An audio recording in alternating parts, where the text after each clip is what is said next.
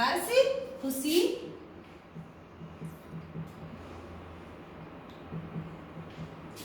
तो वो हर्ष संयम संदेह है, संयम संदेह। और विस्मय आश्चर्य से बोल भाव में डूबकर बोला। इससे पहले मुरली लेकर आया था और उससे भी पहले खिलौने लेकर आया था। रोहिणी का अनुमान ठीक निकला। अनुमान अंदाजा, अनुमान क्या होता है बेटा? अंदाजा।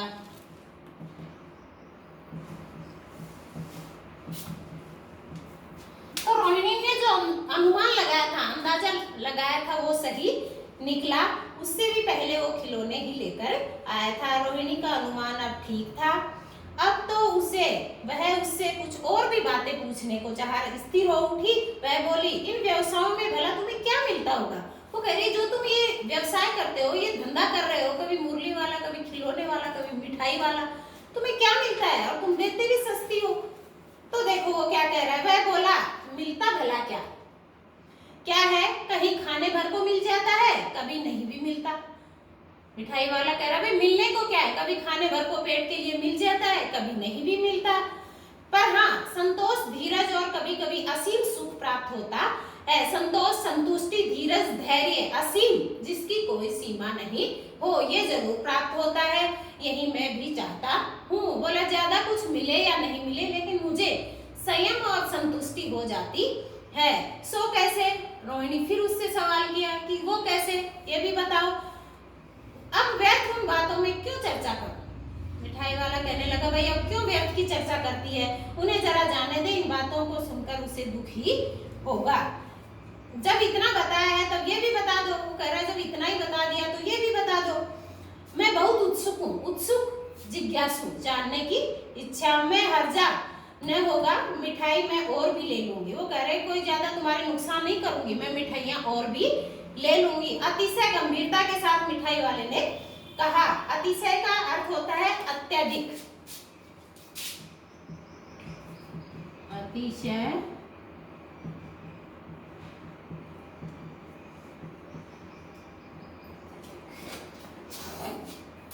गंभीरता के साथ, तो उसने बहुत ही गंभीरता के साथ मिठाई वाले ने कहा, मैं अपने नगर का एक प्रतिष्ठित आदमी हूँ। प्रतिष्ठित, प्रतिष्ठित का अर्थ होता है बेटा बहुत ही इज्जत वाला आदमी हूँ। मकान, व्यवसाय, गाड़ी घोड़े, नौकर चाकर सभी कुछ था। देखो फिर भी वो मुरली, मिठाई क्या क्या बेचने निकला। वो कह रहा है, बहुत ही मैं बड़ा आदमी था, गाड़ी घोड़े थे, नौकर चाकर थे, स्त्री थी, छोटे छोटे 2 बच्चे भी थे। बोला, मेरे एक बीवी भी थी और 2 बच्चे भी थे। मेरा वह सोने का संसार था, अर्थात बहुत ही सुखमय जीवन। सोने का संसार, सुखी जीवन।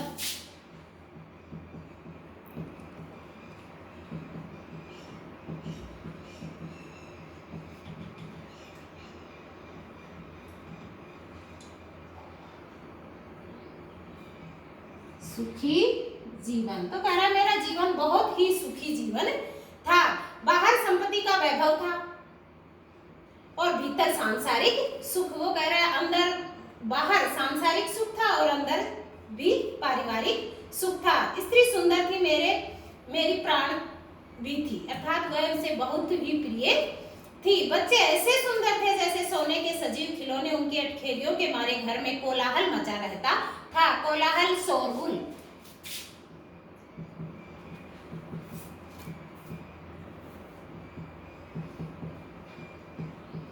तो कह रहा है कि बच्चे इतने सुंदर थे जैसे कोई सोने के खिलौने हो और उनका सारा दिन घर में चू चू ची ची करते हुए कोलाहल होता रहता था। समय की गति, अर्थात विधाता ने जो लिखा था उसके बारे में बताता है। विधाता की लीला, अब कोई नहीं है। देखो, ना बीवी रहा और ना ही बच्चे रहे, अब कोई भी नहीं है। दादी प्राण निकाले नहीं निकले। अब कह रहा है कि जो दादी है उसके प्राण निकालने से भी नहीं निकल रहे, वो नहीं मर रही है, जो कि वृद्धावस्था में है और देखो सब कुछ नष्ट हो गया। इसलिए अपने उन बच्चों की खोज में निकला हूँ। उसने अपने स्वयं के दोनों बच्चे बेटा गवा दिए हैं। तो कह रहा है, मैं उन्हीं बच्चों को खुश करने के लिए वो गांव-गांव फेरी लगाता है। तो कह रहा है, मैं उन्हीं बच्चों को खुश करने निकला हूँ। वे अंत में मेरे ही होंगे और वो यही हैं।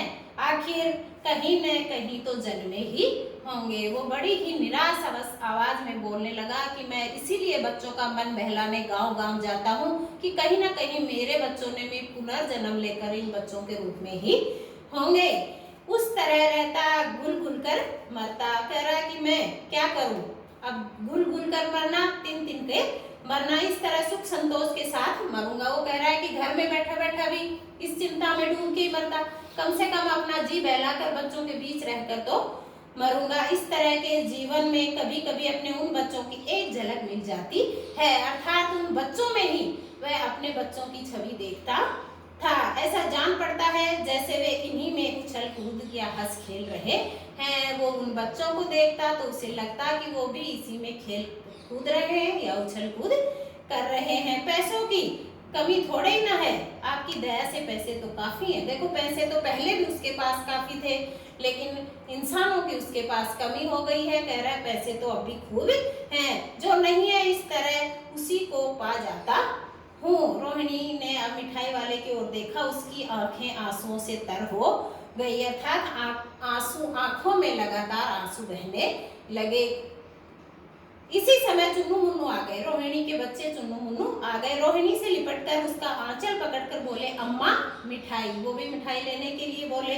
मुझसे लो, यह कहकर तत्काल कागज की 2 पुड़ियां मिठाई से भरी मिठाई वाले ने चुन्नू मुन्नू को दे दी। क्योंकि वो वही वार्तालाप हो रही थी उन दोनों के बीच में, इतने बच्चे आ गए। बच्चों के आने पे उन्होंने मिठाइयां मांगी तो उसने कहा कि अम्मा से नहीं, मेरे से मांगो मिठाई।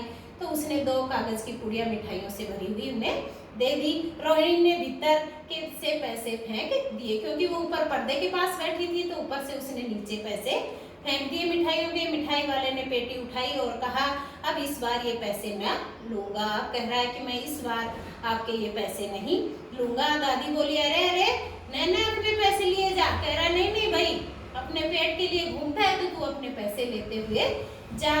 तब तक आगे फिर सुनाई पड़ा उसी प्रकार मादक मृदुल स्वर में, बच्चों को बहलाने वाला मिठाई वाला। आगे जाकर फिर उसने अपनी आवाज लगाई कि बच्चों को बहलाने वाला मिठाई वाला। देखो बेटा कितना अच्छा पाठ है, आप लोगों ने पढ़ा है, ठीक है। आप एक बार इसको फिर रीड करना और इसके जो शब्दार्थ बचे हुए हैं वो तुम्हें करने हैं। धन्यवाद।